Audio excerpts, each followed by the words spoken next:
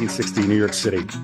Allen Ginsberg phoned from New York, eager to begin our campaign for the politics of ecstasy. He had lined up mushroom sessions for Jack Kerouac, Robert Lowell, and Barney Rossett, famed avant-garde publisher. Allen and Peter lived in a terminally dingy apartment on the Lower East Side. I had never seen such domestic disrepair, but Allen's cheery abbess bustling made me feel at home.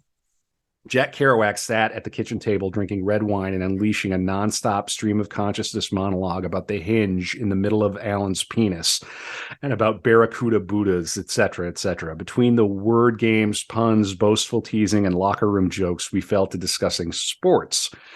It turned out that, like me, Kerouac had developed a game of baseball solitaire with rosters of imaginary players whose statistics, hits, runs, errors, he recorded. So they bond over imaginary solo baseball. Yeah. So here's a little more of Kerouac.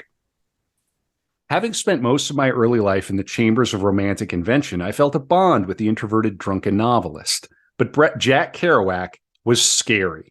Behind the dark good looks of a burly lumberjack was a New England Milltown sullenness, a Canuck Catholic soggy distrust. This is one unhappy kid, I thought. So what are you up to, Dr. Leary, running around with this communist faggot Ginsberg and your bag of pills? Can your drug absolve the mortal and venial sins which our beloved Savior, Jesus Christ, the only Son of God, came down and sacrificed his life upon the cross to wash away? He was teasing, and yet he wasn't.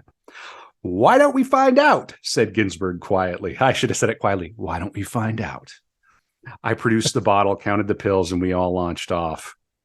Here we go.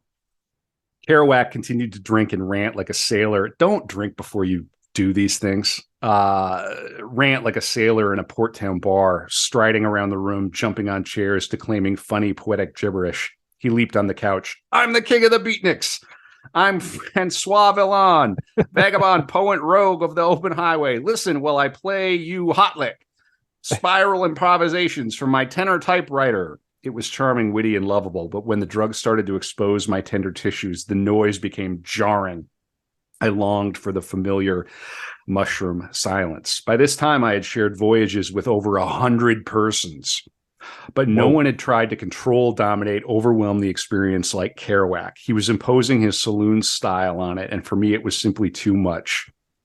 I walked into the dark bedroom, probably reminds him of Dad a bit, and flopped on the bed. Kerouac continued to shout and guffaw with alcoholic exuberance. I fell into depression. Kerouac had propelled me into my first negative trip. Oh my God. Oh, that's a great little historical anecdote, man. That's really